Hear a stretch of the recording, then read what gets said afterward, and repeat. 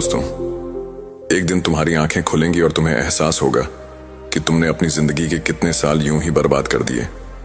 तुम सोचोगे, काश मैंने पहले कुछ बदल लिया होता, काश मैंने अपनी जिंदगी को बेकार जाने से रोक लिया होता, लेकिन तब तक बहुत देर हो चुकी होगी। अब सोचो, अगर तुम्हें यह अफसोस होने से पहले ही किसी ने जगा दिया तो? अगर कोई तुम्हें आज इसी वक्त यह एहसास दिला दे कि बदलाव जरूरी है अभी, तो क्या तुम सुनोगे या फिर आज भी वही बहाने बनाओगे? देखो, हर इंसान जिंदगी में कुछ बड़ा करना चाहता है, कुछ बनना चाहता है, किसी ऊंचाई तक पहुंचना चाहता है, लेकिन बहुत कम लोग होते हैं जो सचमुच खुद को बदल कर वह हासिल कर पाते हैं। बाकी लोग वही पुरानी आदतों, पुराने बहानों में उलझे रह जाते हैं और उसी जगह, उसी हालत में सालों तक ठहरे रहते हैं। अब सवाल यह नहीं है कि बदलाव लाने के लिए क्या करना चाहिए, सवाल यह है कि हम खुद को क्यों नहीं बदल पाते। क्यों कुछ लोग मुश्किल हालात से निकलकर आसमान छू लेते हैं और कुछ लोग वही पुरानी परेशानियों में उलझे रह जाते हैं? जवाब बहुत सीधा है, हम खुद से ईमानदारी नहीं रखते। अब सोचो, तुम कौन हो? क्या तुम भी उन लोगों में से हो जो सुबह उठते ही फोन स्क्रॉल करने लगते हैं, दिन भर बिना मकसद के वक्त गुजारते हैं और फिर रात को सोचते हैं कि कल से कुछ नया शुरू करूंगा, लेकिन वह कल कभी आता ही नहीं? सच कहूं तो हमारी सबसे बड़ी गलती यही है कि हम खुद को धोखा देते रहते हैं। सोचो, कितनी बार तुमने अपने आप से वादा किया होगा कि अब सब बदल दूंगा, सुबह जल्दी उठूंगा, काम में ध्यान लगाऊंगा, गलत संगत से दूर रहूंगा, सोशल मीडिया पर कम समय बर्बाद करूंगा, लेकिन कुछ दिन बाद सब कुछ पहले जैसा ही हो जाता है। क्यों? क्योंकि हमारी आदतें हमें बांध कर रखती हैं। हम बदलाव की चाह तो रखते हैं, लेकिन उसे अपनाने के लिए तैयार नहीं होते। हम सोचते हैं बस कल से शुरू करूंगा, लेकिन वह कल कभी नहीं आता। हम सोचते हैं पहले थोड़ा समय मिले फिर बदलेंगे, लेकिन सही समय कभी आता ही नहीं। हम बहाने बनाते रहते हैं, अपनी असफलताओं का दोष दूसरों पर डालते रहते हैं और फिर खुद को यही दिलासा देते हैं कि मेरे बस की बात नहीं। पर सच यह है कि खुद को बदलने के लिए न ज्यादा समय चाहिए, न किसी और की मदद। बस एक फैसला चाहिए, एक ऐसा फैसला जो तुम्हारी पूरी जिंदगी बदल सकता है। पर वह फैसला लोग नहीं ले पाते, क्योंकि बदलाव आसान नहीं होता। अपने ही बनाए हुए कंफर्ट जोन को तोड़ना आसान नहीं होता। इसलिए जब कोई बदलाव की राह पर निकलता है तो सबसे पहले उसे उसका अपना ही दिमाग रोकता है, डराता है, बहाने बनाता है, कहता है अभी आराम कर ले, कल देखेंगे। पर जिसने उस पहले कदम को उठा लिया, जिसने एक बार खुद से कह दिया कि अब मैं रुकने वाला नहीं, वही आगे बढ़ता है, वही इतिहास बनाता है। तो अब फैसला तुम्हारे हाथ में है। क्या तुम भी उन लोगों की तरह बनना चाहते हो जो जिंदगी भर सोचते रहे कि काश मैंने खुद को बदल लिया होता, या फिर उन लोगों में शामिल होना चाहते हो जो अपने फैसलों से अपनी तकदीर खुद लिखते हैं? अगर तुम सचमुच अपनी जिंदगी बदलना चाहते हो तो ये लानी तुम्हारे लिए है। आज मैं तुम्हें खुद को बदलने के 5 ऐसे तरीके बताने वाला हूं जो तुम्हारी जिंदगी को पूरी तरह बदल सकते हैं। बस एक शर्त है, इस लानी को अंत तक पढ़ना, क्योंकि जो लोग बदलाव की राह में अधूरे पड़ाव पर रुक जाते हैं वे कभी अपनी मंजिल तक नहीं पहुंचते। तो चलो शुरू करते हैं। खुद को बदलने का पहला तरीका, सही लक्ष्य तय करें। खुद को बदलने का पहला और सबसे जरूरी कदम है सही लक्ष्य तय करना। क्या तुम्हें कभी ऐसा महसूस हुआ है कि तुम बहुत मेहनत कर रहे हो, बहुत दौड़ रहे हो, बहुत कुछ कर रहे हो, लेकिन फिर भी कहीं नहीं पहुंच पा रहे हो? जैसे किसी अंधेरे कमरे में भागते जा रहे हो, बिना ये जाने कि दरवाजा कहां है। तुम्हें लगता है कि जिंदगी में कुछ बड़ा करना है, लेकिन क्या करना है यह खुद तुम्हें नहीं पता। यही सबसे बड़ी वजह है कि ज्यादातर लोग अपनी जिंदगी में बदलाव नहीं ला पाते। वे मेहनत तो करते हैं, लेकिन बिना सही दिशा के, बिना सही लक्ष्य के। जरा सोचो, अगर कोई तीरंदाज अपनी आंखें बंद करके तीर चलाए तो क्या वह कभी निशाने पर लगेगा? अगर कोई बिना नक्शे के किसी अनजान शहर में घूमे तो क्या वह सही रास्ता खोज पाएगा? बिल्कुल नहीं। और यही गलती हम अपनी जिंदगी में कर रहे हैं। हम कुछ भी, कहीं भी, किसी भी दिशा में चलते जा रहे हैं, बिना यह जाने कि हमारी मंजिल कहाँ है। कई लोग सोचते हैं कि उनके पास कोई न कोई लक्ष्य है, लेकिन सच यह है कि वे सिर्फ दूसरे लोगों की नकल कर रहे होते हैं। देखो, आजकल हम सोशल मीडिया पर देखते हैं कि कोई बहुत अमीर बन गया, कोई बहुत सफल हो गया, कोई शानदार गाड़ी चला रहा है, कोई लग्जरी लाइफ जी रहा है, और हम भी वही करने का सपना देखने लगते हैं। लेकिन क्या वह सचमुच तुम्हारा लक्ष्य है, या फिर सिर्फ समाज के दिखावे में फंसकर तुम भी उसी राह पर चल रहे हो जो तुम्हारी नहीं है? गलत लक्ष्य तुम्हारी जिंदगी के सालों को बर्बाद कर सकता है। तुम सोचते रहोगे कि तुम मेहनत कर रहे हो, तुम कुछ बड़ा कर रहे हो, लेकिन सालों बाद जब तुम्हें एहसास होगा कि तुम गलत दिशा में दौड़ रहे थे, तब तक बहुत देर हो चुकी होगी। इसलिए सही लक्ष्य तय करना सबसे पहला और सबसे जरूरी कदम है। सही लक्ष्य कैसे तय करें? यहां पर तुम्हें अपने अंदर झांकने की जरूरत है। तुम्हें खुद से कुछ कठिन लेकिन जरूरी सवाल पूछने होंगे। तुम्हें सचमुच क्या करना अच्छा लगता है? तुम्हारी असली ताकत क्या है? क्या तुम सिर्फ पैसे के पीछे भाग रहे हो, या तुम्हें सचमुच अपने लक्ष्य से प्यार है?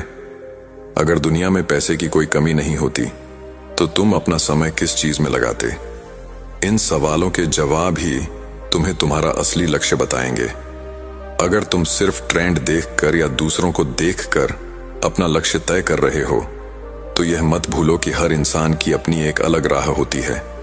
कोई डॉक्टर बनकर खुश है, तो कोई बिजनेसमैन बनकर, कोई कलाकार बनना चाहता है, तो कोई वैज्ञानिक, कोई पहाड़ों में शांति से रहना चाहता है, तो कोई महानगर में दौड़ना चाहता है।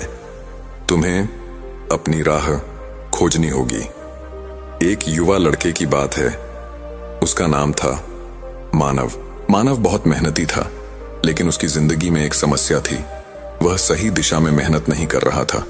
कभी वह सोचता कि उसे इंजीनियर बनना है, कभी वह सोचता कि उसे बिजनेस करना है, कभी वह सोचता कि वह एक लेखक बनेगा।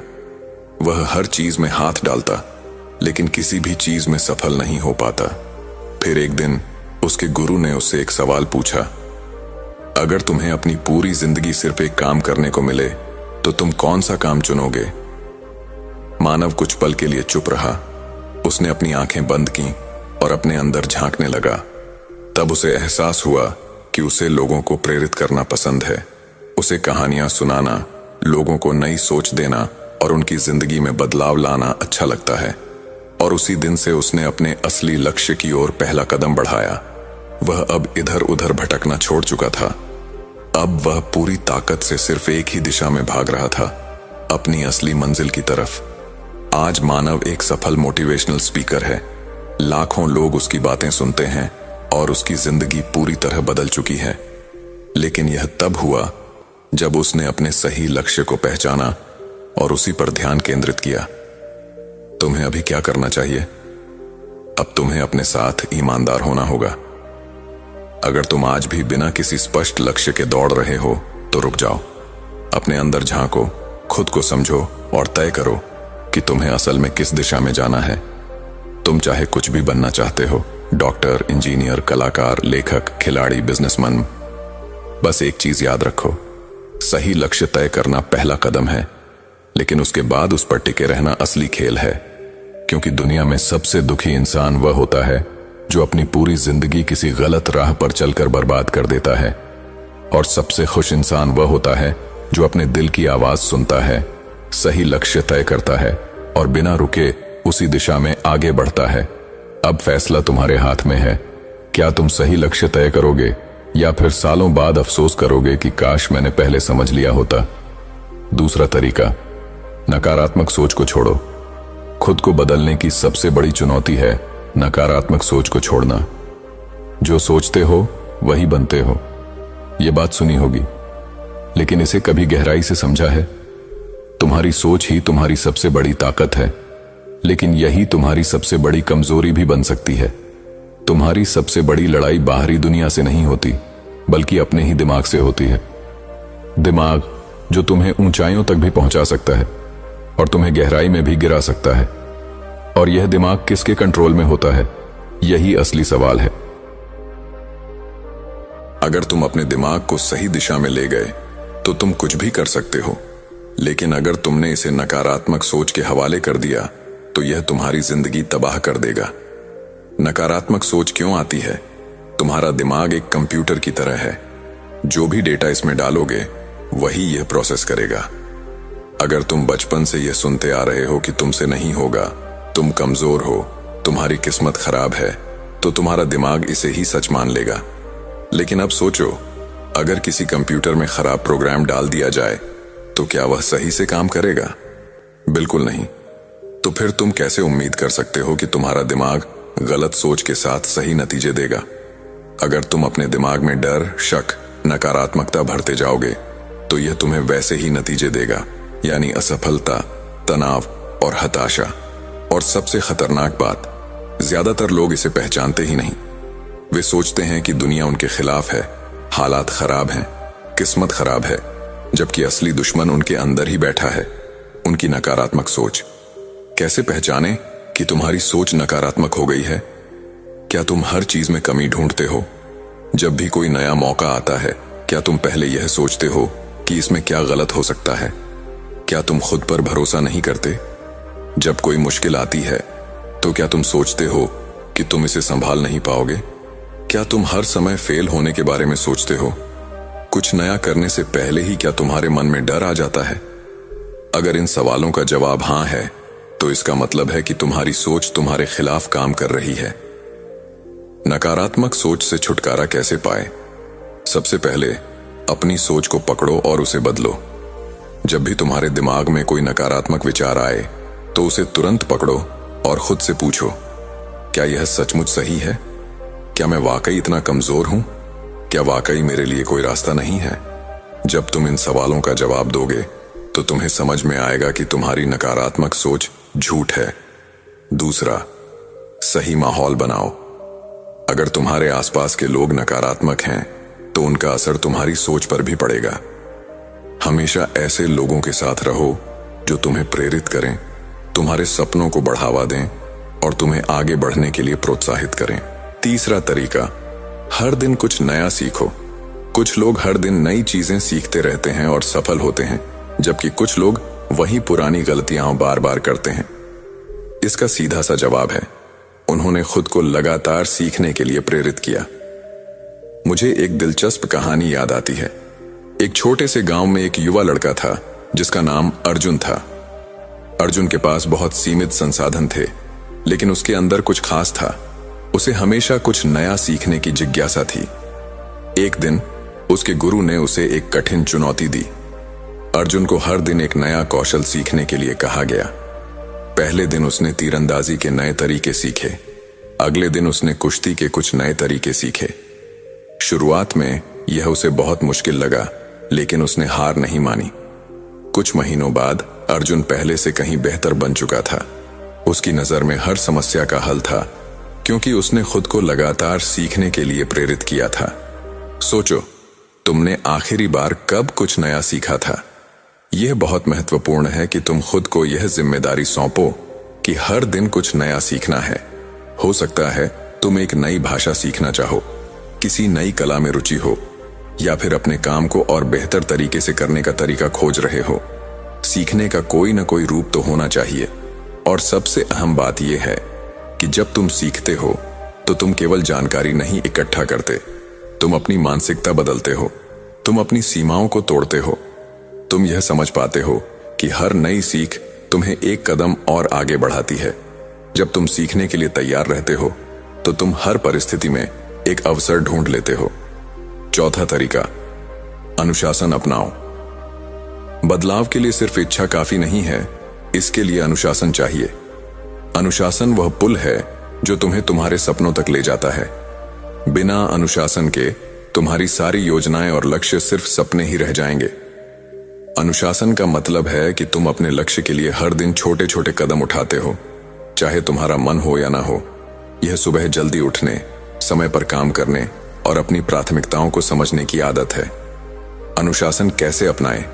सबसे पहले अपने दिन की योजना बनाओ। हर रात अगले दिन के लिए एक छोटी सी सूची बनाओ कि तुम्हें क्या क्या करना है। फिर उन कामों को प्राथमिकता दो। दूसरा, छोटे बदलावों से शुरू करो। अगर तुम सुबह जल्दी उठना चाहते हो तो हर दिन अपने अलार्म को 5 मिनट पहले सेट करो। तीसरा, खुद को जवाबदेह बनाओ।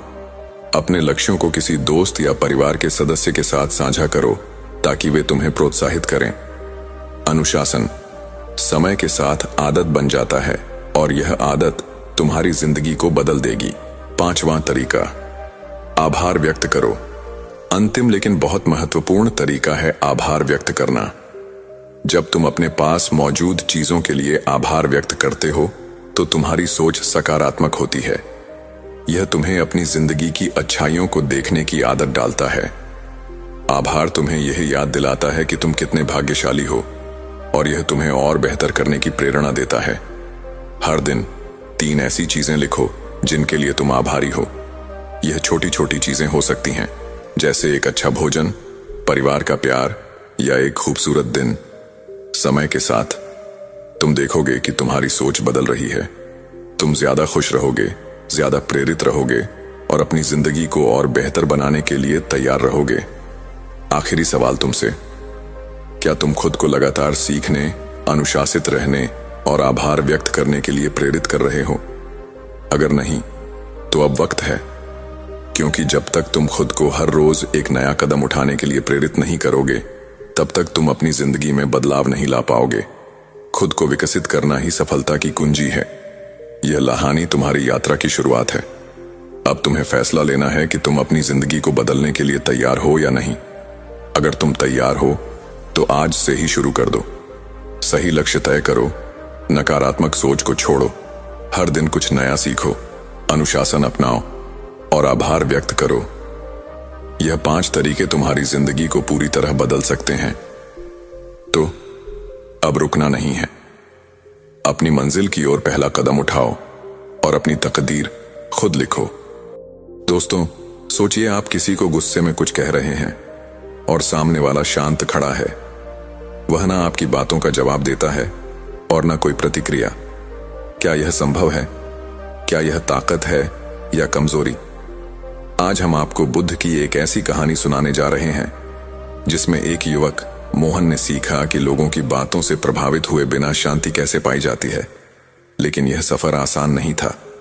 उसने संघर्ष किया, सवाल पूछे और अंत में पाया असली आत्मनियंत्रण का रहस्य।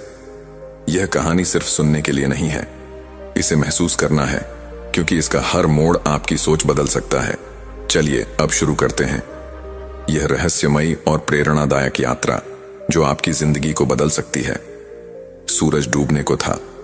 नदी के किनारे हल्की हवा बह रही थी और दूर एक पेड़ के नीचे गौतम बुद्ध ध्यान मग्न थे। उनके चारों ओर शांति फैली हुई थी। तभी मोहन धीरे धीरे उनके पास आया। उसके चेहरे पर चिंता की लकीरें साफ दिख रही थीं। मोहन ने बुद्ध के सामने झुककर कहा, भगवान, मेरा मन अशांत है। मैं हर किसी की बात का जवाब देना चाहता हूं। जब लोग मुझे ताने मारते हैं, मेरा मजाक उड़ाते हैं, तो मैं खुद को रोक नहीं पाता। मैं गुस्से में उनकी हर बात का जवाब देने की कोशिश करता हूं, लेकिन अंत में मैं थक जाता हूं। मुझे समझ नहीं आता कि मैं शांति कैसे पा सकता हूं। बुद्ध ने आंखें खोली। उनकी नजरें शांत थीं, लेकिन भीतर तक झांकने वाली थीं। उन्होंने मोहन को बैठने का संकेत दिया।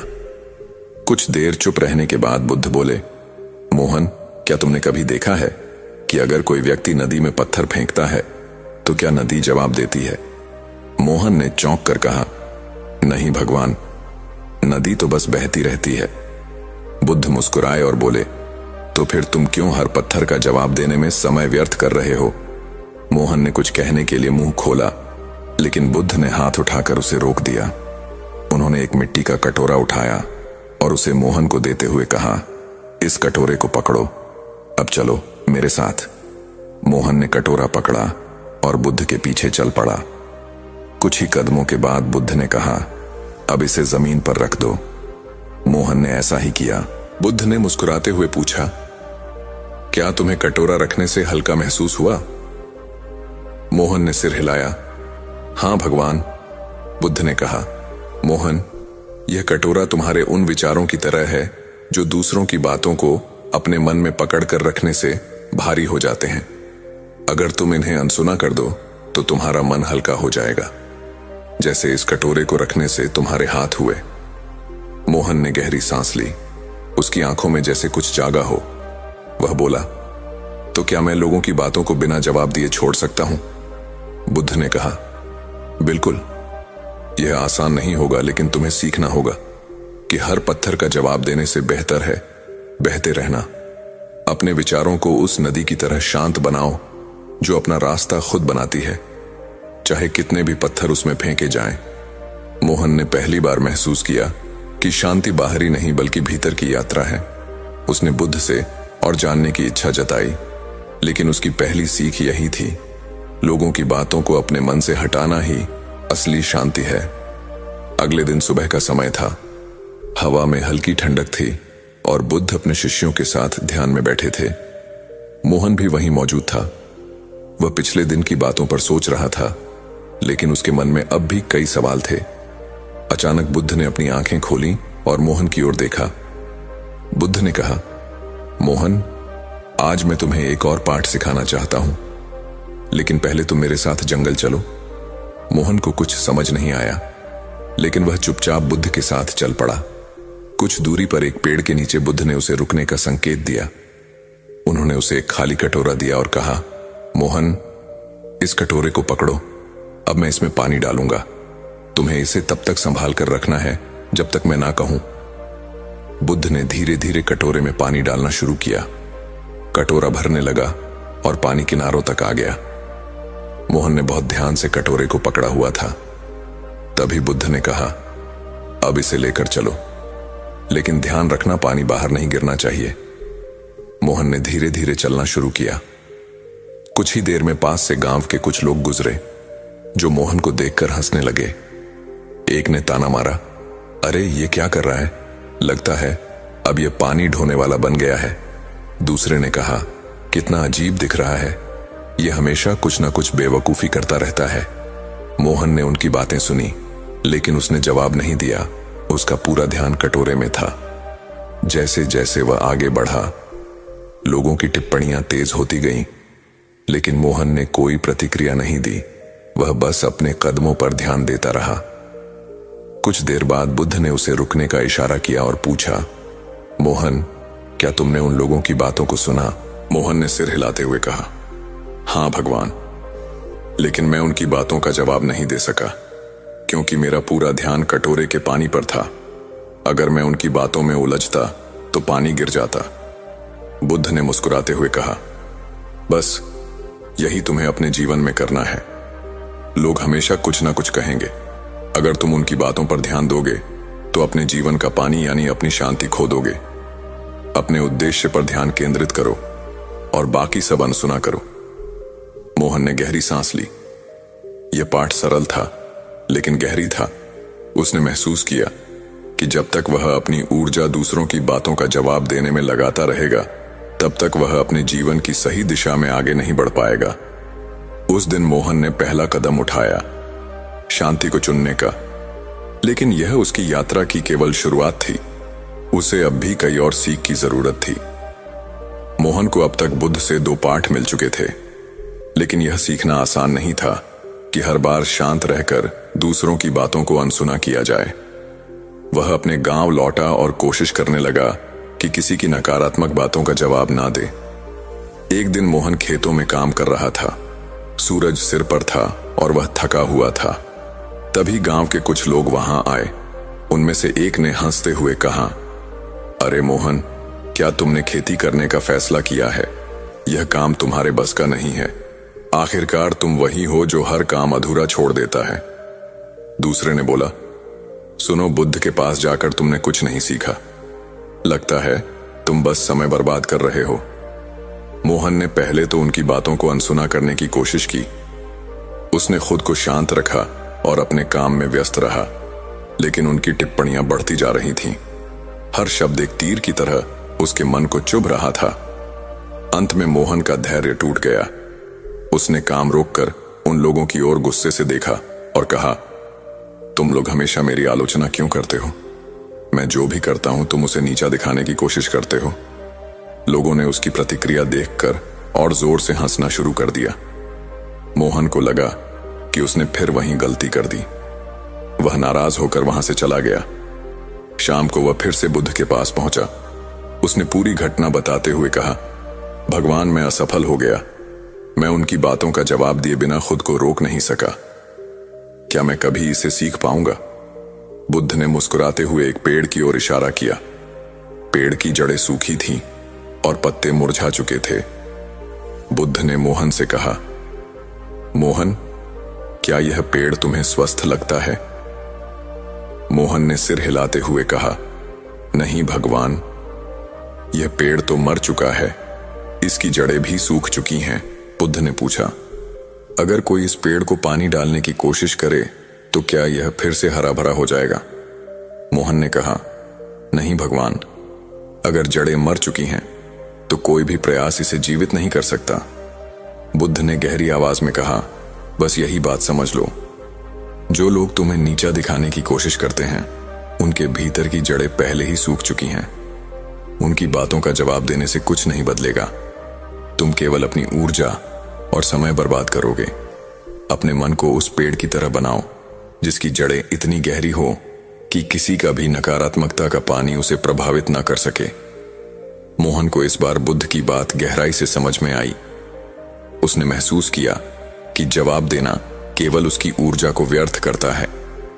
वह मन ही मन दृढ़ निश्चय करने लगा कि वह अब अपनी शांति को खोने नहीं देगा। लेकिन मोहन को यह पता नहीं था कि अगली परीक्षा उससे भी बड़ी थी। मोहन अब बुद्ध के दिए गए पाठों को अपने जीवन में उतारने की पूरी कोशिश कर रहा था, लेकिन उसे यह महसूस हुआ कि केवल सीखना काफी नहीं है। असली परीक्षा तब होती है जब जीवन तुम्हारे सामने चुनौतियां खड़ी करता है।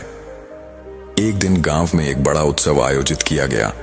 सभी गांव वाले वहां जमा हुए थे।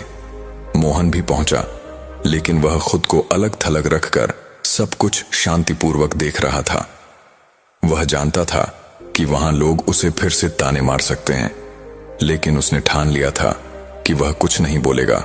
उत्सव के दौरान कुछ लोग मोहन के पास आए। उनमें से एक ने जोर से कहा, अरे यह वही मोहन है जो हमेशा असफल रहता है। सुना है अब इसे बुद्धि सिखाई जा रही है। दूसरे ने कहा, लेकिन इसे बुद्ध के पास जाने से भी क्या फायदा हुआ? देखो अभी भी वैसा ही है।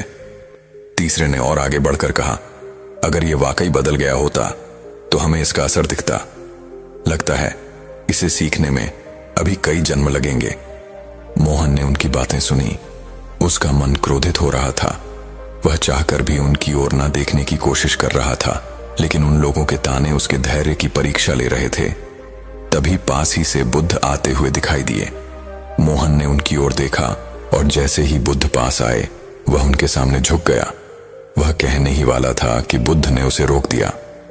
बुद्ध ने उन लोगों की ओर देखा और मुस्कुराते हुए बोले, क्या मैं तुम सबसे एक सवाल पूछ सकता हूं? वे लोग जो अब तक मोहन का मजाक उड़ा रहे थे अचानक चुप हो गए।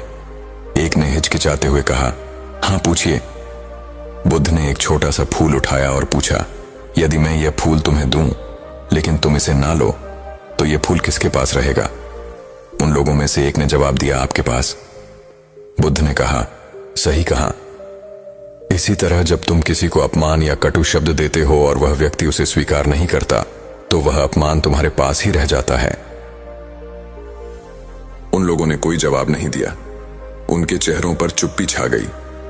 बुद्ध ने मोहन की ओर देखा और कहा, मोहन, तुम्हारी परीक्षा केवल यह है कि तुम लोगों की बातों को अपने मन में जगह ना दो।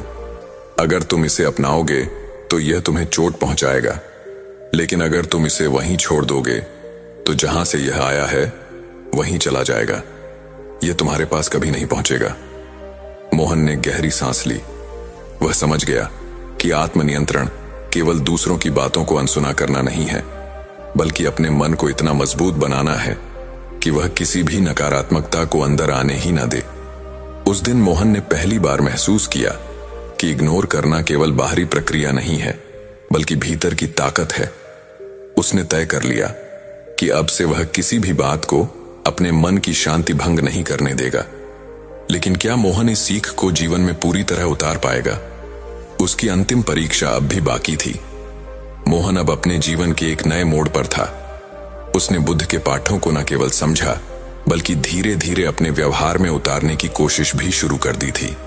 लेकिन जैसे जैसे उसने खुद को शांत और नकारात्मकता से दूर रखना सीखा, वैसे वैसे उसकी दुनिया बदलने लगी। एक दिन गांव में एक बड़ा विवाद हुआ। दो पड़ोसी जो वर्षों से मित्र थे, किसी बात पर झगड़ा पड़े। उनकी बहस इतनी बढ़ गई कि पूरा गांव वहां इकट्ठा हो गया। लोग या तो किसी एक का पक्ष ले रहे थे या ताने मार रहे थे। मोहन भी वहां पहुंचा, लेकिन इस बार वह भीड़ से अलग खड़ा रहा। एक बुजुर्ग व्यक्ति ने मोहन से कहा, तुम्हें भी कुछ कहना चाहिए, तुम भी तो गांव का हिस्सा हो। इस प्रकार चुप रहना ठीक नहीं है। मोहन ने मुस्कुराकर कहा, कभी कभी चुप रहना सबसे बड़ा समाधान होता है। मैं यहां मदद करने आया हूं, ना कि किसी को और भड़काने। उसकी यह बात सुनकर बुजुर्ग व्यक्ति हैरान हुए। यह वही मोहन था जो हर ताने का जवाब देने में उलझ जाता था, लेकिन अब उसकी बातों में एक गहरी समझ झलक रही थी। मोहन ने दोनों झगड़ते हुए पड़ोसियों के पास जाकर धीरे से कहा, क्या तुम दोनों मुझे एक सवाल का जवाब दे सकते हो? दोनों ने चौंक कर उसे देखा। मोहन ने जमीन से एक मुट्ठी मिट्टी उठाई और कहा, अगर मैं इसे हवा में फेंक दूं तो क्या यह वापस मेरे हाथ में आएगी? दोनों ने कहा, नहीं, यह हवा में बिखर जाएगी। मोहन ने कहा, ठीक, वैसे ही जब तुम गुस्से और कटुता के शब्द कहते हो वे हवा में बिखर जाते हैं, लेकिन अगर तुम इन्हें रोक सको तो यह तुम दोनों को ही हल्का कर देगा। क्यों ना इस मिट्टी को वहीं रहने दिया जाए जहां यह है। उन दोनों ने मोहन की बात पर विचार किया। धीरे धीरे उनके चेहरे से गुस्सा कम होने लगा। कुछ देर बाद उन्होंने एक दूसरे से माफी मांग ली। गांव के लोगों ने यह सब देखा। अब उन्हें मोहन में एक नया इंसान दिखाई दे रहा था। जो मोहन कभी अपनी शांति खो देता था, वही अब दूसरों के लिए शांति का संदेश लेकर खड़ा था। अगले दिन मोहन ने बुद्ध के पास जाकर कहा, भगवान, मैंने आपके पाठों को समझा और इसे अपने जीवन में लागू किया। मुझे अब महसूस होता है कि शांति केवल मेरे भीतर है और कोई भी इसे मुझसे छीन नहीं सकता। बुद्ध ने उसे देखा और मुस्कुराते हुए कहा, मोहन, अब तुमने सच्चा आत्मनियंत्रण सीख लिया है। लोगों को इग्नोर करना केवल उनसे मुंह मोड़ना नहीं, बल्कि अपनी शांति को प्राथमिकता देना है। अब तुम अपने जीवन की नदी हो जो किसी भी पत्थर से बाधित नहीं होगी। उस दिन मोहन ने अपनी यात्रा पूरी की। वह न केवल अपने जीवन में बल्कि अपने गांव में भी बदलाव लाने वाला बन गया। बुद्ध की सीख ने मोहन को यह समझाया कि लोगों की नकारात्मकता को इग्नोर करना केवल एक आदत नहीं, बल्कि एक कला है। यह कला जीवन में शांति और सफलता का मार्ग दिखाती है। मोहन की यह कहानी हर किसी के लिए एक प्रेरणा बन गई। गांव में मोहन अब सभी के लिए प्रेरणा बन चुका था। बुद्ध की शिक्षाएं उसके जीवन में गहराई तक उतर चुकी थीं। उसने मुस्कुराते हुए कहा, दुनिया की हर बात का जवाब देना जरूरी नहीं। असली ताकत अपनी शांति बनाए रखने में है। एक समय की बात है। एक बार एक महात्मा अपने सभी शिष्यों को उपदेश दे रहे थे। तभी उन सभी शिष्यों में से एक शिष्य महात्मा से पूछता है, हे गुरुदेव, क्या यह जरूरी है कि हम समय रहते अपने कार्य को पूरा कर लें? हम उसे बाद में भी तो कर सकते हैं। हम उसे बाद में क्यों नहीं कर सकते? इस पर महात्मा अपने उस शिष्य से कहते हैं, बनते समय के साथ अगर तुम हर कार्य को करते हो तो जीवन में तुम्हें उसका वैसा ही लाभ भी मिलेगा और तुम आगे की ओर बढ़ते चले जाओगे। महात्मा अपने उस शिष्य से कहते हैं, समय एक ऐसी चीज है जो कभी किसी के लिए नहीं रुकता, इसलिए समय के साथ अपने कार्य को पूरा कर लेना चाहिए। यदि तुम अपने कार्य को कल पर टालते हो तो क्या तुम जानते हो कल क्या होगा? क्या तुमने कल देखा है? यह कोई नहीं जानता। तुम्हारा आज तुम्हारे पास है, इसलिए इस पर ध्यान दो, क्योंकि यदि यह समय निकल गया तो फिर कभी वापस नहीं आएगा। इस पर शिष्य कहता है, पर है गुरुवर, ऐसा क्यों होता है? हम उस कार्य को बाद में क्यों नहीं कर सकते? इस पर महात्मा अपने उस शिष्य से कहते हैं, क्योंकि हर कार्य को करने का एक निश्चित समय होता है। इसे और अच्छे से समझाने के लिए मैं तुम्हें एक कहानी सुनाता हूं। इस कहानी को ध्यानपूर्वक सुनना और समझने का प्रयास करना। एक समय की बात है। धर्मपाल नाम का एक व्यक्ति था जिसका सबल नाम का एक बेटा भी था। और उसका बेटा बहुत आलसी था। वह कभी भी किसी कार्य को समय पर पूरा नहीं करता था। एक काम करता और उसके बाद वह भाग जाता और घर पर भी वापस नहीं आता। इसी तरह उसका कार्य अधूरा रह जाता। जब सबल अगले दिन उस कार्य को पूरा करने जाता तो उसका काम और भी ज्यादा बढ़ जाता। वह किसी भी कार्य को मेहनत और लगन के साथ पूरा नहीं कर पाता था और यह बात उसके पिता धर्मपाल को बहुत अच्छे से पता थी कि उसका बेटा किसी भी कार्य को पूर्ण रूप से नहीं करता, ना ही किसी काम को सही ढंग से करता है। इस कारण धर्मपाल अत्यधिक चिंतित रहता। उसे यह समझ नहीं आ रहा था कि अपने बेटे सबल को कैसे समझाए कि हर कार्य को उचित समय पर पूरा कर लेना चाहिए। देखते ही देखते समय बीत गया और वह धर्मपाल बूढ़ा हो चुका था। उसकी उम्र हो चुकी थी और अब उसे यह चिंता सताने लगी थी कि उसके बेटे को कौन संभालेगा, उसे कौन समझाए कि कैसे कोई कार्य सही समय पर और सही ढंग से करना चाहिए। एक दिन उसने यह तय किया कि वह अपने बेटे सबल से इस विषय पर बात करेगा। उसी दिन शाम को खाने के वक्त धर्मपाल अपने बेटे सबल को अपने पास बुलाता है और उसे समझाते हुए कहता है, बेटा, तुम जानते हो हम सब किसान हैं और किसानी करके ही हमारा पेट भरता है और हमारा जीवन भी इसी से चल रहा है। मैं जब तक स्वस्थ था मैंने पूरी लगन और मेहनत के साथ इस कार्य को पूरा किया है, लेकिन अब मैं बूढ़ा हो चुका हूं, मेरी उम्र हो चुकी है। अब मैं तुम्हारा साथ नहीं दे सकता और न जाने कब मेरा अंतिम समय भी आ जाए। फिर मेरे बाद इस काम को कौन देखेगा? कौन तुम्हारे परिवार को खिलाएगा? कौन उसका ध्यान रखेगा? इसलिए मैं चाहता हूं कि तुम अभी से अपनी जिम्मेदारियां समझ लो और मेरा सारा कारोबार आज से तुम संभाल लो। धर्मपाल के मुख से यह सारी बातें सुनकर उनका बेटा सबल थोड़ा भावुक हो जाता है। तभी आगे उसके पिता उससे कहते हैं, तुम्हें अब से अपनी हर जिम्मेदारी को समझना होगा, अपने कर्तव्यों का पालन करना होगा, हर काम को स्वयं से करना होगा और यदि तुम अपने सभी कार्यों को समय पर पूरा कर लोगे तो निश्चित तौर पर तुम्हें सही और अच्छे फल भी मिलेंगे। इससे सबल थोड़ा सा क्रोधित होकर अपने पिता से कहता है, पिताजी, आप क्या कहना चाहते हैं? आपको क्या लगता है मैं अपना कोई कार्य पूरा नहीं करता? मैं खेत में जाता हूं, वहां रहता हूं, वहां की देखभाल करता हूं, घर के कामों के लिए भी जगह जगह जाता हूं। तो क्या यह सब कार्य नहीं है? क्या इन सबको कार्य नहीं कहते? और क्या इन्हें मैंने बिना मन के ही पूरा किया है? इस पर उसके पिता कहते हैं, बेटा, मैं जानता हूं कि तुम रोज खेत जाते हो, लेकिन मुझे यह भी पता है कि तुम वहां जाकर एक पेड़ की छाया में सो जाते हो और अपना समय बर्बाद कर देते हो। मैंने खुद कई बार तुम्हें खेतों में सोते हुए देखा है और तुम कहते हो कि तुम घर के कामों के लिए बाजार जाते हो। मैंने तुम्हें कई बार बाजार के बहाने अपने मित्रों से मिलते हुए देखा है, उनसे घंटों बातें करते हुए देखा है, लेकिन तुम एक पल के लिए यह नहीं सोचते कि घर पर बूढ़े माँ बाप हैं, उनका भी तो ख्याल रखना आवश्यक है। अपने पिता के मुख से यह सारी बातें सुनकर सबल शांत हो जाता है, क्योंकि उसके पास अब कहने के लिए कुछ नहीं बचा था। वह चुपचाप अपने पिता की बात सुनता है। उसके पिता आगे कहते हैं, अपना हर कार्य पूरे मन, लगन और ईमानदारी के साथ करना चाहिए, क्योंकि ऐसा ना करके तुम किसी और को नहीं बल्कि खुद को ही धोखा दे रहे हो, जो तुम्हारे लिए आगे बढ़कर बड़ी समस्या बन जाएगी। और तब ना तो तुम्हें कोई समझाने वाला होगा और ना ही तुम्हारा कोई साथ देने वाला होगा। कल को यदि हम ना रहे तो तुम क्या करोगे?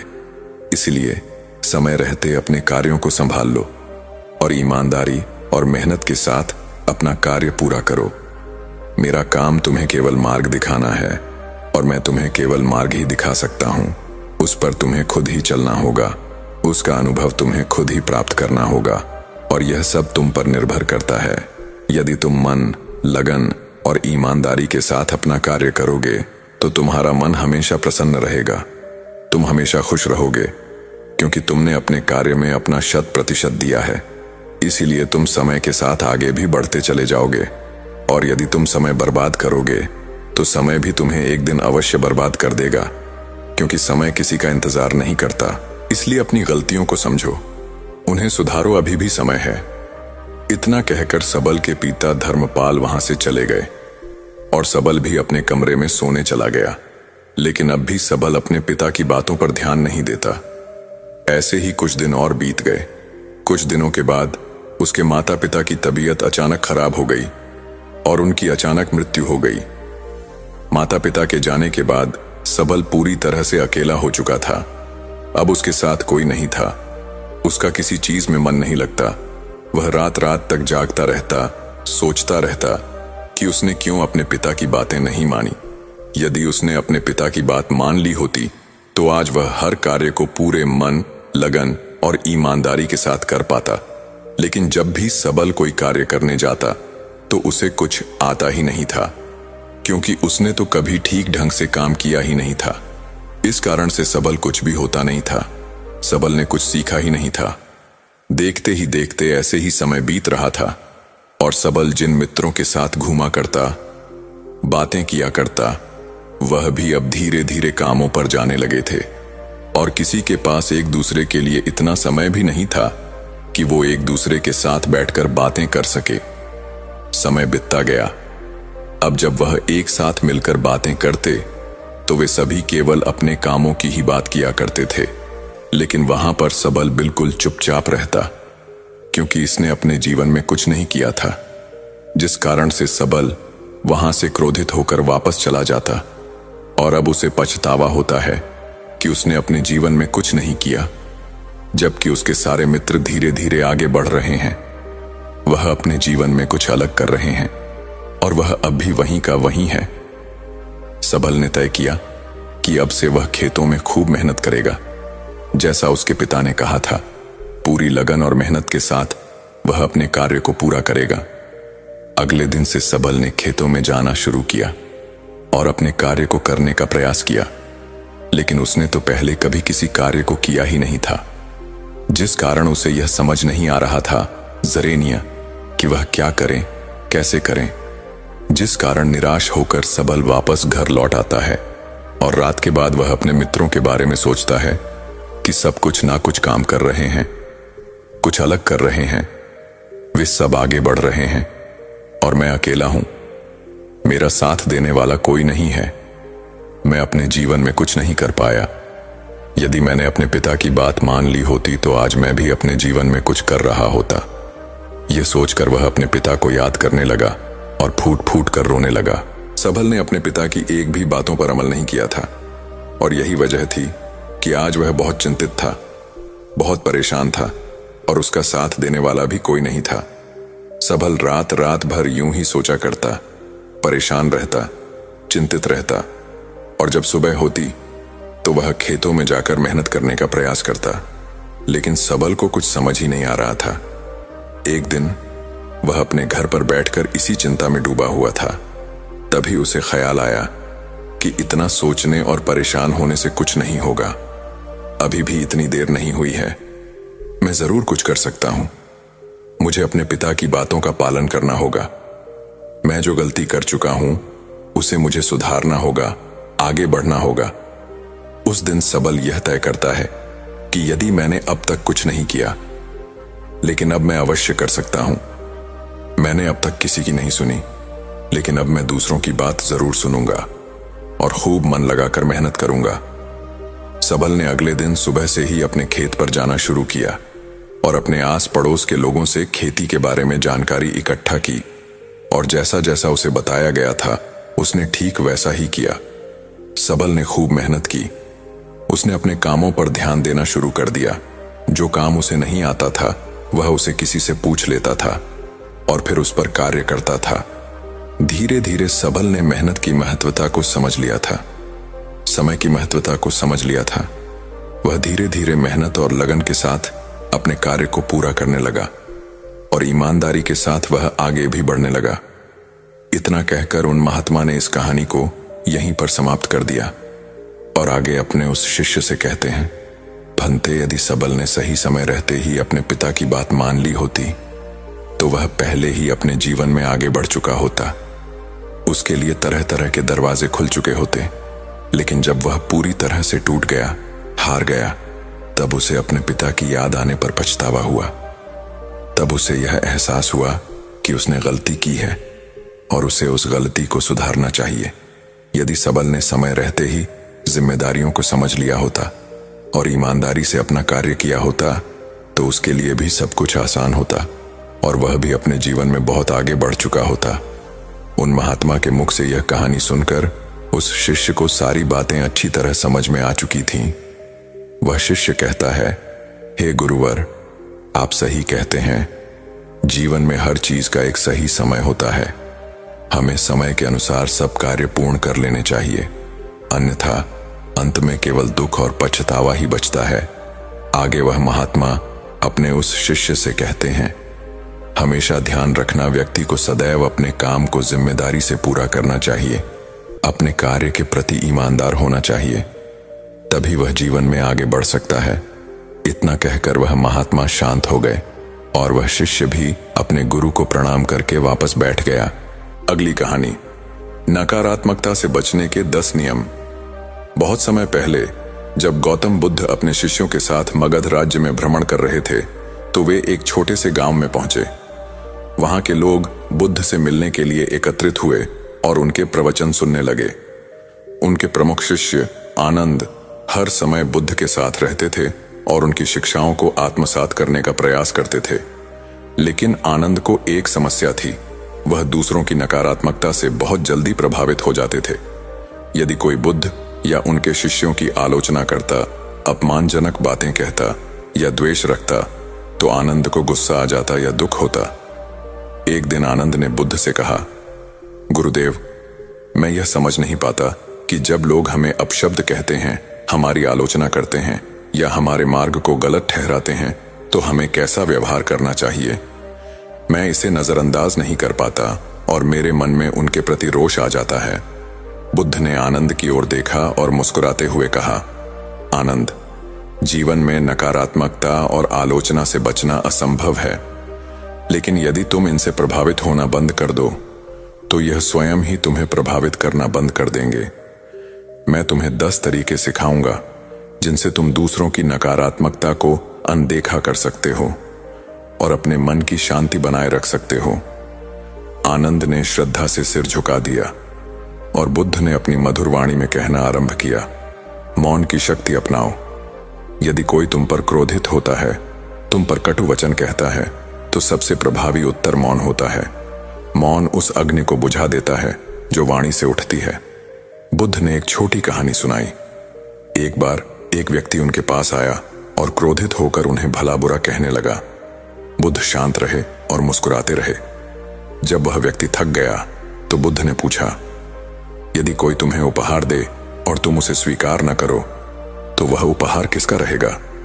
उस व्यक्ति ने कहा, जो देने वाला है उसी का रहेगा। बुद्ध बोले, ठीक वैसे ही यदि मैं तुम्हारे क्रोध और अपशब्दों को स्वीकार ही न करूं तो वे तुम्हारे ही पास रहेंगे। सहानुभूति से देखो, जो लोग दूसरों के प्रति द्वेष रखते हैं वे भीतर से दुखी होते हैं। उनकी पीड़ा को समझो और उनके प्रति करुणा रखो। बुद्ध ने समझाया कि कोई भी स्वाभाविक रूप से क्रोधित या द्वेषपूर्ण नहीं होता। लोग अपने भीतर की पीड़ा और अनदेखे घावों के कारण ऐसा व्यवहार करते हैं। यदि आनंद इसे समझ लें तो वे उनसे प्रभावित नहीं होंगे। प्रतिक्रिया से बचो। यदि तुम हर आलोचना का उत्तर दोगे तो तुम्हारी ऊर्जा नष्ट हो जाएगी। शांत रहना सीखो और प्रतिक्रिया देने से पहले सोचो। बुद्ध ने एक उदाहरण दिया। एक तालाब में यदि कोई पत्थर फेंके तो पानी कुछ समय के लिए अशांत होगा, लेकिन फिर शांत हो जाएगा। इसी तरह तुम्हारा मन भी स्थिर होना चाहिए। स्वयं को पहचानो। यदि तुम्हें अपने गुणों और दोषों का ज्ञान है तो दूसरों की आलोचना तुम्हें विचलित नहीं कर पाएगी। बुद्ध ने आनंद से कहा, जब कोई तुम्हें गलत कहे तो अपने भीतर झांको। यदि वह सच कह रहा है तो उसे सुधारो। यदि वह असत्य है तो उसे नजरअंदाज करो। ध्यान और आत्मसंयम का अभ्यास करो। बुद्ध ने समझाया कि ध्यान से मन की शक्ति बढ़ती है। यदि कोई व्यक्ति ध्यान का अभ्यास करता है तो वह अपने विचारों और भावनाओं को नियंत्रित कर सकता है। मूर्खों से बहस मत करो। बुद्धिमान व्यक्ति व्यर्थ की बहस में नहीं पड़ता। बहस से सत्य उजागर नहीं होता, केवल अहंकार टकराते हैं। बुद्ध ने एक दृष्टांत दिया। यदि कोई व्यक्ति कीचड़ में पड़ा हो और तुम्हें भी उसमें खींचना चाहे तो क्या तुम कूदोगे? नहीं, क्योंकि तुम जानते हो कि तुम भी गंदे हो जाओगे। अपने लक्ष्य पर ध्यान दो। जो अपने लक्ष्य पर केंद्रित रहता है वह दूसरों की बातों से प्रभावित नहीं होता। बुद्ध ने आनंद से कहा कि यदि वह बोधि प्राप्ति के मार्ग पर चलना चाहते हैं तो उन्हें अपनी ऊर्जा को सही दिशा में लगाना चाहिए, न कि आलोचनाओं में उलझकर व्यर्थ करना चाहिए। अच्छाई से बुराई को हराओ। बुद्ध ने कहा, यदि कोई तुम्हारे प्रति द्वेष रखता है तो उसके प्रति प्रेम और करुणा रखो। अच्छाई से ही बुराई को समाप्त किया जा सकता है। समय पर सब भूल जाओ। समय सबसे बड़ा उपचारक है। जो आज तुम्हारे विरोधी हैं, कल वे भी तुम्हारे मित्र बन सकते हैं। बुद्ध ने आनंद को बताया कि समय के साथ लोग बदल जाते हैं, इसलिए बीती बातों को पकड़कर रखने से मन ही दुखी होता है। जीवन को एक खेल समझो। इस जीवन में हर व्यक्ति अपनी भूमिका निभा रहा है।